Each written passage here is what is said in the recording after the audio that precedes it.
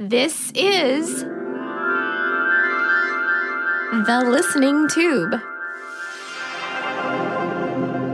Hello, thank you for putting your ear to the Listening Tube.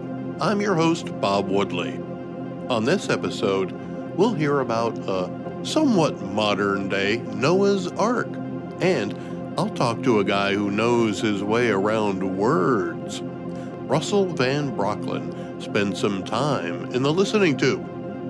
But first, Not the headlines.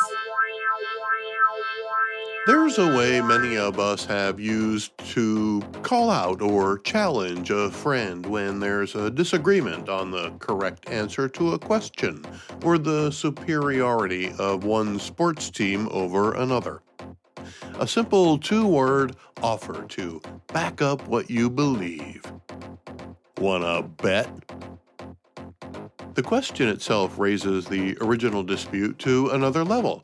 It's no longer enough to settle the question through research or the completion of the competition.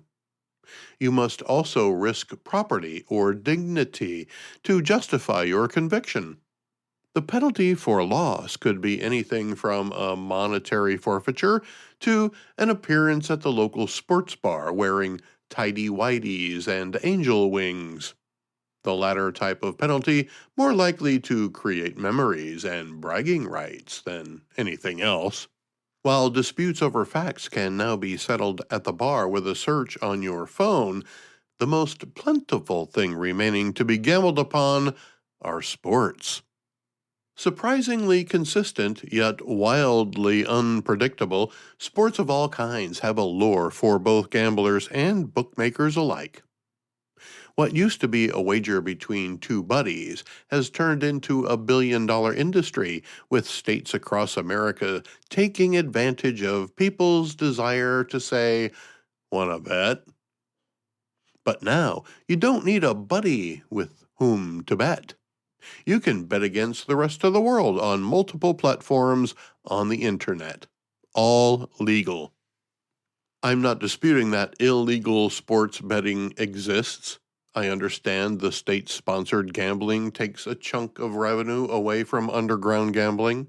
And yes, it is regulated. Plus, you're not going to get your knees broke for your debt to a state or lawfully operated online gambling platform. But now you can also bet on all kinds of possibilities that may occur during the game, not just the final score. It's not necessarily new, as prop bets, like who will win the coin toss at the Super Bowl, have been around for a while. Today, though, pitch-by-pitch and play-by-play wagers are made at lightning speed, with millions of dollars changing hands every minute. The call of an official, like an umpire or a referee, can determine who wins and who loses, not just on the field, but in living rooms and bathrooms and bar rooms. Gambling has become omnipresent.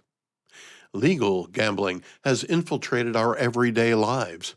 Sports gambling has joined state-sponsored lotteries as a legal form of taking from the poor and giving to the institution, with the promise of an occasional big winner. But like the old saying goes, Las Vegas wasn't built on winners. Even where gambling is strictly controlled, as it is in Nevada, the odds are slim that you'll walk away a winner. Some games have better chances of winning, but all of them favor the casino. When it comes to sports betting, all bets are now off. With the revelation that the National Basketball Association has again been the victim of gambling influence, gamblers and the gambling industry are under extra scrutiny. The same people arrested for fixing NBA odds are also included in charges for fixed poker matches. One unsuspecting gambler reportedly lost $1.4 million in these poker games that were rigged with programmed card shuffling machines, x-ray tables, and other tricks to give the advantage to those in the know. Gambling is a losing proposition to begin with, even when well regulated. But to get caught up in high-stakes poker games that attract whales with high-profile personalities is highway robbery. By the way, a whale is Las Vegas slang for someone who gambles in very large numbers. And although you can play poker in Las Vegas casinos, most high-stakes poker games are among the players themselves and don't really involve a host casino. The point is, there are a lot of different ways and levels to gamble. It can be as simple and innocent as saying, "Wanna bet?" to a friend, or it can become an addiction that has serious consequences for those who succumb to it. Anytime a gambling activity is run by an entity like a state government or a casino or even a racetrack, the odds are against you. It's easy to fall behind, and it's easy to get caught up in believing that you'll win your money back as long as you keep playing. That's when it becomes an addiction. I like to classify two different types of gambling: active gambling and passive gambling. Passive gambling is the state-sponsored daily draw games, the ones with the ping pong balls. You buy a ticket and you wait for the drawing. Some states have some of them twice a day, others once a day. Or maybe you buy a scratch-off ticket and wait till you get home to see if you have a winner. There's a way for everyone to have a chance at getting lucky with a small investment, usually about $2 per chance. Somewhere above that is the occasional poker player who plays with friends for the social exercise, but doesn't really expect to win a fortune at his buddy's kitchen table. Active gambling is how institutions like casinos and gambling websites make money, and they don't care how many lives are ruined by those who fall prey to their addictive and expensive product. There was a time when serious gambling addictions were confined to specific geographical locales: Las Vegas, Reno, and Nevada in general, then Atlantic City once gambling was legalized there. And the evidence of the damage that gambling does to many people was obvious. Now, active gambling has spread from the casinos to the palm of our hands wherever we go. The leagues, the sports channels, the sponsors are all now encouraging active gambling at a higher frequency than ever imagined before. Places like DraftKings, FanDuel, ESPN Bet, and others have taken the deep dive into taking part in what is perhaps the single largest legal scam in America. It gets even worse when players, coaches, or officials take part in warping the results for an intended purpose. If you want to spend $2 on a lottery ticket, fine. If you want to play poker with your buddies on a Thursday, fine. If you go to Las Vegas on vacation and spend an hour in the casino, good luck. You never know. If you have more money than you know what to do with and you like to gamble, have at it. But for the rest of us, I will urge caution when it comes to participating in institutionalized gambling. It's always been addictive, and now it's everywhere. It can become the equivalent of having a heroin dealer on speed dial, but it's more expensive. I'm not the only one who recognizes it. In my state of Pennsylvania, there's a proposal making its way through the legislature to remove gambling machines, or so-called skill machines, from convenience stores. It's a start. But I'm sure there'll be some resistance, as just like tobacco and alcohol, if the state can make a buck on an addiction, it will. You can hang your hat on that. Fewer people are smoking, and alcohol consumption is waning among younger people. Gambling has the most growth potential. Gambling is an addiction that's been suppressed for decades, relegated to illegal bookies and numbers rackets only people in the neighborhood knew about. Now it's been unleashed and encouraged, used as a way to create revenue for government and the companies who make the machines and websites built to prey upon people's weaknesses. But there's an important difference between an addiction to a substance like nicotine or opioids. Gambling doesn't require you to consume anything but the desire to win. It's all in your head. No need to go through a middleman or a dealer. You can just deposit your money directly into the addiction. If you doubt that the proliferation of legalized gambling won't have significant negative effects on individuals, families, and communities, I have one thing to ask. Wanna bet?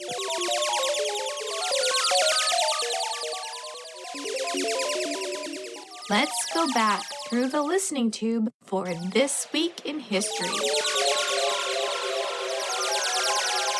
This week in 1902, a ship carrying the Barnum and Bailey Circus returned to the United States from Europe. The Chronicle of the 20th century refers to it as a sort of a Noah's Ark, carrying lions, tigers, bears, horses, and elephants, as well as other creatures. That wasn't all. The story confirms that all of the animals and freaks, including the legless man, the armless man, and the Siamese twins, are all in good condition. Not all made the complete journey, though. Of the 54 monkeys on board, one named Jesse, who was called a champion peanut eater, refused to eat on the ship and died, as did a zebra born on the ship. The story states that both animals were buried at sea with proper ceremony. It also notes that the largest of the 23 elephants, named Mandarin, was in a foul mood for the entire journey and will be destroyed if he doesn't control his temper. I wonder whatever happened to Mandarin. I'm going to look that up. He's gonna look it up. He's really gonna do it. I want the truth! You can't handle the truth! As it turns out, there's a database of elephants called elephant.se. It says that Mandarin was an Asian elephant who died in 1902, strangled by a steam winch outside the New York harbor. He, too, was buried at sea. More specifically, off the coast of Sandy Hook, New Jersey. A famous elephant trainer at the time called Mandarin the worst elephant ever brought to America. He must have been a pain, as when he was killed in 1902, he was worth $12,000. Today, that's over $450,000. The listening tube will return at the speed of sound. Send email to thelisteningtube@outlook.com. My guest today is Russel Van Brocklen. Many people know him as the dyslexic professor. He's developed ways that help dyslexic people improve their reading and comprehension. I couldn't help but wonder if his methods might help average people too. Russel spoke with me from his home in New York. Are you dyslexic? I have the worst case of dyslexia you'll ever see. And people have, like people say that's quite a claim. But for my original research project, which what I did is I was funded by the New York State Senate, which took years to get. I took a bunch of dyslexic juniors and seniors in high school. They're highly motivated, highly intelligent. And in one class period a day for the school year, we brought them up from the middle school writing skills to the average of entering graduate school students. They had the writing skills of college graduates. All right. How was I able to do that? Part of that, the New York State government paid to have me tested by a New York State SUNY distinguished professor in psychology. It was 20 hours of testing. And she happened to give me some additional testing a few years beforehand. And basically, I have a first grade reading and writing level until I move the processing part of my brain from an area that doesn't work to one that does work. Then I'm at above average graduate level. So, yeah, everything that I've developed is from what I personally developed to overcome my own dyslexia. And then I just connected it to current research. Now, what kind of timeline are we looking at here? How many years has this been going on since you began this state-sponsored research? Well, we presented the research in New York City in 2006. Okay. So this has been going on for over 20 years. All right. Now, I have a little trouble with numerals. I have to concentrate extra hard sometimes to make sure I have them in the right order. Is that common? To spend over 20 years on a project, most of the time. No, to have trouble reading numerals in the right order. Oh, okay. As far as it depends on the individual person. Now, for what you're talking about, to see if this might be a case where you might have some concerns with dyslexia, let me ask you a few questions. Because one of the major things that I ran into over the years is a neuropsychological evaluation's like $5,000. And parents were asking, is there any way we could just understand in general what level my child's at, what the concerns are, without us spending $5,000? I said, okay, exactly. So I had to develop this. First question, we have to figure out what your speciality is. What's your area of extreme interest and ability? Reading and writing. Okay. Do you like reading more or writing more? Writing. Writing. Okay. So when you're thinking about writing, here's the key question. Do you have ideas flying around your head at light speed? Key question, but with little to no organization. Well, that's a tough one to answer because there's always stuff going on around inside my head. That's why I have a podcast. I had to create a podcast just to get the stuff out of my head that's been rolling around in there. Whether or not it has organization, I think it ultimately does because I'm able to put it on paper and then relate it to the people who enjoy my podcast. Right, but just in general, is this you or not you? Do you have ideas essentially flying around your head at light speed and when you're thinking about writing, but there's little to no organization? So it's, in other words, is it simply a lot of fast ideas that are generally very chaotic, no organization? Is that you now or ever in the past? No, I think there's some organization there. I'm not going to say there isn't any. Okay. Was it ever like that when you were a kid? Oh, probably. I didn't have an outlet for it. Okay. Let me ask you this. Next question. When you're thinking about writing something, you're going to want to write about writing. The idea's in your head. Fingers, keyboard, fingers, keyboard. You take your fingers and put it on the keyboard. Does the idea fly out of your head, leaving you with an empty brain? Sound familiar? No, it doesn't, because my brain's never empty. There's always more stuff being poured in there all the time. Okay, based on what you told me, severe dyslexia is almost certainly out. You may or may not have had some issues with attention deficit disorder, attention deficit hyperactivity disorder, or mild dyslexia at some point in your life.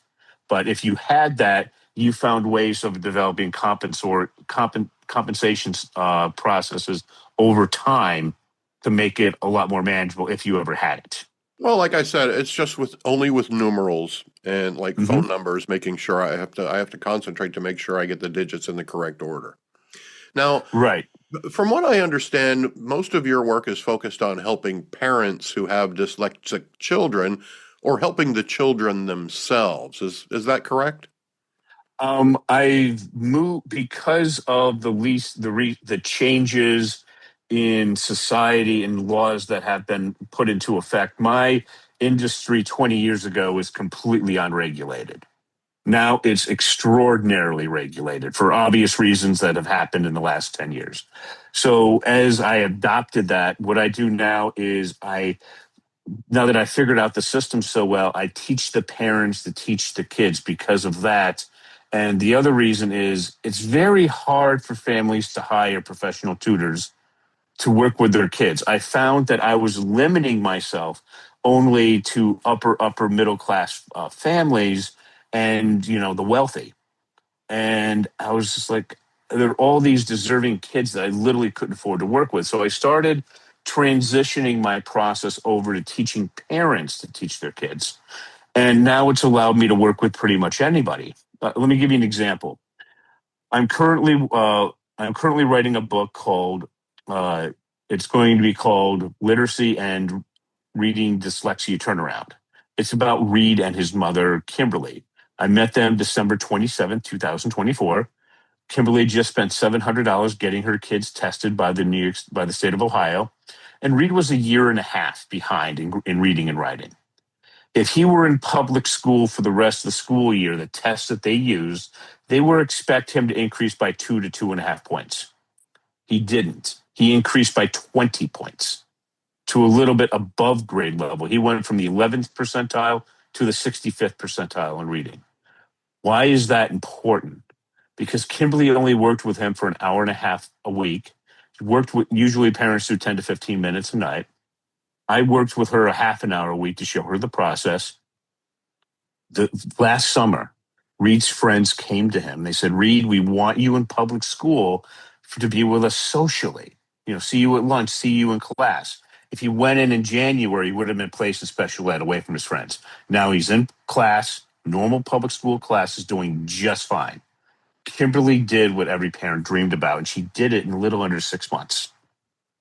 As you know, I try to provide people with tools they can use to recognize why the news is delivered to us in the way that it is, and why it's not always in our best interest or even meant to inform us.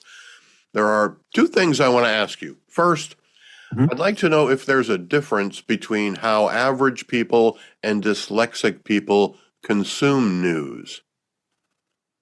Yes, because our brains are so incredibly different. What I've found is after I've trained dyslexic students how to overcome their dyslexia, just what I focused on that. I switched over from Yale, from the front part of the brain, from articulation followed by word analysis to word analysis followed by articulation. I found it drastically more effective. So when we're talking about consuming news, let's do it with an example, because I find examples are much easier to communicate than concepts. So give me a major news story that's going out there, relatively recently, and I'll tell you how the difference that dyslexics consume it compared to non-dyslexics. Well, one big story right now in the news is the destruction of the East Wing of the White House in order to construct a ballroom. Right. So how dyslexics would look at that first is because when I asked you that question about ideas that you really like are flying around your head at light speed, but with little to no organization, we need to reduce this to a one word, to like a universal theme. And then we will analyze it through articulation. And then we're using 2.5 times more brain power than we have than the typical person. So what we are looking at is look at why we're doing this. So when you're looking at that with the country the way it is, you're pretty much going to have pro-Trump people and anti-Trump people and very few in between. So would you like to look at this from a pro-Trump or a pro-Biden viewpoint? Pro-Biden. Biden has nothing to do with it. Well, I'm using Biden as a representative of the Democratic Party because he was he was president for 4 years. So would you like to look at this from a pro-Trump or an anti-Trump perspective? Well, I as a news consumer, I would hope that the news is delivered to me in a neutral way. But it's not. When you look at, you're either looking at Fox that's pro-Trump, or you're looking at a lot of the other ones which are he's not the favorite person. So I find finding unbiased reporting rather rare. I always find that it's typically quite heavily biased. So which lens would you like to look through it at? Okay, well, I'm looking forward to seeing what the new ballroom will look like. So let's go with the pro ballroom. Okay, well, I'll give you both, but just as an example, if we're looking at this pro, the word that I would look at is reconstruction. And you look at it, the White House was completely reconstructed under Truman. President Obama put in a tennis court. A basketball court. A tennis court that you can use for basketball. Yeah. All right. There are those things. So what you would look at is the dyslexic would focus on the word reconstruction, and then they'd go back and look at how things were done in the past. However, the big difference now in that news story is that previously Congress had some say into it, especially with what Truman was doing. It was typically used with public funds. So Congress, the people's representatives, had their say in that. Trump's not doing that. He's going to Google, Facebook, all these other companies, and they're giving him like 300 million bucks. And the Congress has essentially they're not being have any consultations into it. All right. So how a pro-Trump person would look at this as construction. Okay. They would look at this as, okay, what reasons is Trump doing this to have this constructed like this? They do demolition, construction. How would they look at that? They would look at those various words, and then they would start articulating things. And the idea that he's doing this the way that he wants to do it without Congress's input, a lot of pro-Trumpers would say, good, it'll be done efficiently. This will actually probably be done within his term instead of taking 10, 20 years. And because he's a developer, it'll be done correctly. All right. That's the way that they would probably look at it. Now, if you're looking at this from the other lens, from a more traditional Democrat, they would look at this and they would be horrified because the way that it was taken down, remember, this is a huge part of our history. And the fact that our congressional representatives haven't had input on this, and especially when the Democrats probably retake Congress, in the midterms, which they typically do for an opposite party who's in power, you're looking at this as a really condemnation because they believe that our people's representatives should have some input in this, that this should be publicly funded, not privately funded. So that's how dyslexics would look at things differently. They would, first of all, come up with a word to understand what's going on, and then they would analyze it from there. I don't see how your examples are specific to dyslexic people. It sounds like you're talking about just everybody. So what dyslexics tend to do is they take, and they generally do this in stories like this through their political perspective, in this case, pro-Trump, anti-Trump. They find a word that best represents what they're looking at to try to get a focus, because the front part of our brain, we're thinking so incredibly rapidly, but with little to no organization. Once we reduce it to a universal theme, we can then think about it, concentrate on it, and then come up with usually about 3 good reasons of why it's going on, and that's how we understand it. Okay, now you mentioned the phrase word analysis. Right. And I think that's what you're referring to right now, basically, in its most simple terms. How does word analysis, as you say, flag spin or hedging or manipulation before beliefs take over? So typically with how I train students how to read, because remember, we have to really take control of that chaos and focus it. And when you're dealing with a dyslexic, here's a big change. Do you see how most news stories, they focus on the big picture and then they go to the specific? That's typically how they're written, yes. They Right. start with the And big. for a dyslexic, yeah, it's like us trying to grab fog. There's nothing there. We have to go from a specific example to the general. So to put this into more concrete terms, if you're in an academic setting, if you're asking a dyslexic student, what effect did Martin Luther King's famous I Have a Dream speech have in the 1960s civil rights movement? We know nothing. We can't grab onto it. But if you ask what specifically compelled Martin Luther King to give his famous I Have a Dream speech, we can find that information. That gives us an answer. Then that answer gives us a question, which gives us an answer. And as we keep going down that line, that forces our brain to organize itself by using writing as a measurable output. So the biggest issue you're going to find with dyslexics is we have that chaotic front part of our brain with little to no organization. We have to force it to organize itself. And I tend to use discussion or writing as a measure of that output. Okay, so when you're thinking about a news story, the first thing after students that I've worked with said is when they're listening to a news story, what they try to do is say, okay, you're giving me all this information. Do I believe it? Do I not believe it? How do I interpret this? They then, because that process, I show them how to come up with universal themes. They know literally hundreds and after time, thousands of evolved words where they know the word and the dictionary definition.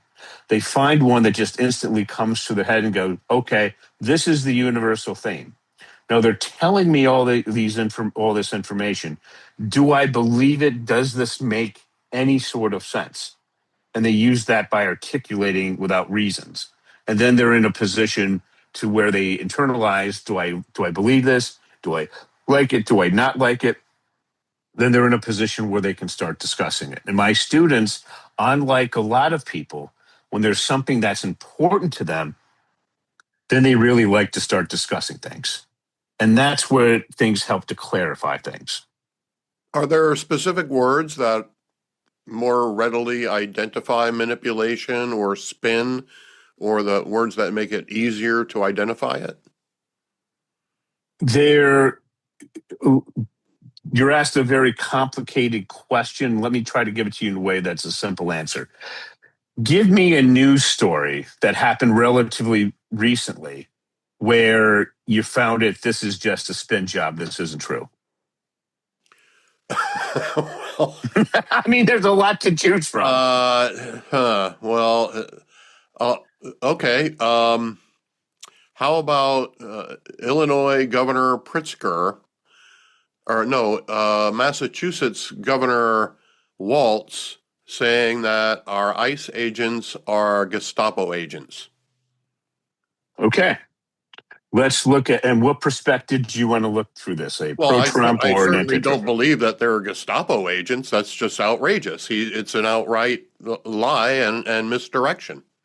Okay. So let's try to just cut it back and just get on to the truth. Gestapo agents are referring, this really tends to branch off into two areas.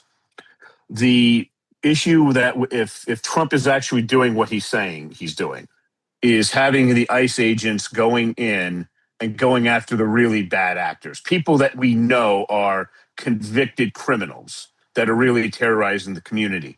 Most people don't have a problem with that, assuming they have a warrant and everything's been seen legitimately through a judge.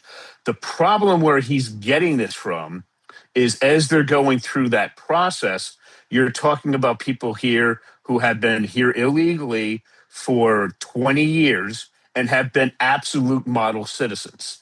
The data actually shows that illegal immigrants, the vast majority of them, behave better than typical Americans as far as breaking minor laws. They tend to be a lot of times very conscious people. And then, we found out that who you are, we're going to swoop you up. And by the way, we're not going to send you maybe directly back to your country. In some instances, Trump is literally trying to send these people to countries like Sudan, like not even on the same continent from where they came from. That's where he's coming up with this idea for a Gestapo agent. But as you're right, it takes it way too far. So what would the students who I've taught look at this and go, Hitler, Gestapo, these are the worst people who ever lived. That's not the case. What's a universal theme that flicks my political beliefs? All right. And if they're looking at it from a pro-Trump lens, they're here illegally. We got to get rid of them. If there's a few bumps along the way, I don't really care. They're just going to look at this as standard law enforcement. But if they're coming from a traditional Democratic perspective, they're looking at this. These people have been here for 20 years. They've done nothing wrong besides it's a legal technicality. Why are we treating these people like criminals and sending them, to the wrong continent potentially? But they would not use something as extreme as Gestapo. They would use another less offensive, more moderate universal theme, and then they would easily then come up with reasons to discuss it. So that process that I taught them on how to come up with an exact definition for the universal theme, depending on their political perspective and the level of what they're looking at, that precision makes discussing it so much more effective. Well, I'd just like to clarify two things. Mm-hmm. One, any Democrat will tell you no one is above the law. And two, the people who are being sent to third countries are only being sent to third countries because their original country of origin refused to take them back. Right. So, No, but when it comes to there are cities called sanctuary cities, and the local politicians do this for a reason. They are not going to assist ICE in taking people that are behaving themselves who are here illegally, because what they've said, and they have, there's data to back this up. If they think that the local police are going to help ICE get rid of them when there's major crimes committed against them, they won't go to the police. yeah, Yeah, I yeah, understand all that. yeah, We're getting off topic though yeah, a little bit here. yeah. Now, one of the things you mentioned earlier was this going from either general to specific, or as it seems to work better for dyslexic people, going from specific to the general. As you had pointed out, most news starts with the general and goes to the specific. In the journalism industry, we call it the inverted pyramid style. Mhm. But one of the things that I point out quite often on my program, and especially in the not the headline section of it, is that the headlines often are not reflective of what the story says at all. So shouldn't we all start with the specific and then move to the general? Would that really be the best course of action, not only for dyslexic people, but for everybody? Well, yeah, but you have to understand that news organizations do what they do for a reason. Grabbing your attention to get you to read the article or whatever it may be. What I can generally tell you from it's not that news organizations or schools or everybody else are trying to make things hard for dyslexics. The simple fact is that 80+% of our society are not neurodiverse. And we do things for a reason for the majority. And it comes down to when you're going through school, kindergarten through college, it's focused mainly on that back part of the brain. When you get into graduate school, where coming up with original ideas in a very narrow, specific area, that's where dyslexics own the place from day one or soon thereafter. And where did I come up with the idea of not general to the specific, but specific to the general? I interviewed literally dozens of successful dyslexic college professors that didn't go to a private dyslexic school. And virtually all of them told me the same thing. They would take classes that they didn't have to take, that they didn't even like, because the professor taught from the specific to the general. That's how they learned. And when I started applying that to kids in school, they said, yeah, it's so much better. So when we're in like a school setting or a news setting, the first thing you need to understand is that we're given a lot of information across a lot of different areas. For typical people, that works great. For dyslexics, we hate it. We are very good in a very narrow area, and that's all we really care about. So you're not going to find us watching typical news channels. Most dyslexics will find very specific commentators or podcasts that focus on things that they really care about, and that's what they'll focus on. And then, especially those that can start off with examples and then go off from there. Then, if you have that, then you find that they will be extremely loyal listeners or readers. I wanted to ask you. You obviously you work with children and adults, mostly adults now, as you say. But I want to ask about dyslexic people in general, whether they be children or adults. What are some misconceptions about dyslexic people? People think we're not that bright and when we can't do school very well. Do dyslexic people want other people to know that they're dyslexic? Or if we recognize it, should we just ignore it and pretend it doesn't exist? People, it depends on the dyslexic. It's a very hard answer because a lot of dyslexics don't want you to know. You can't tell if you're looking at it, you might notice it. If they don't volunteer it, the best thing to do is not to mention it. Other people are very open and you just know that they're dyslexic because they tell you. But if they're not very open with it, the best thing to do, even if you notice it over time, try not to say anything. Maybe you'll notice a friend that they have and then ask a friend that they have what their preference is. To learn more about Russel Van Brocklen and dyslexia, go to dyslexiaclasses.com. I hope you enjoyed the conversation as much as I. Thanks to Russel for spending some time in the listening tube and the on-the-spot examination and diagnosis. See? I told you I was normal. He's a nut job, but he's still sharp. The Listening Tube is written and produced by yours truly. Copyright 2025. Thank you for putting your ear to the Listening Tube. Now heard in more than 1,100 cities in 72 countries around the world. Go to thelisteningtube.com and click on the green follow button. I'm your host, Bob Woodley, for Thou Ad Infinitum.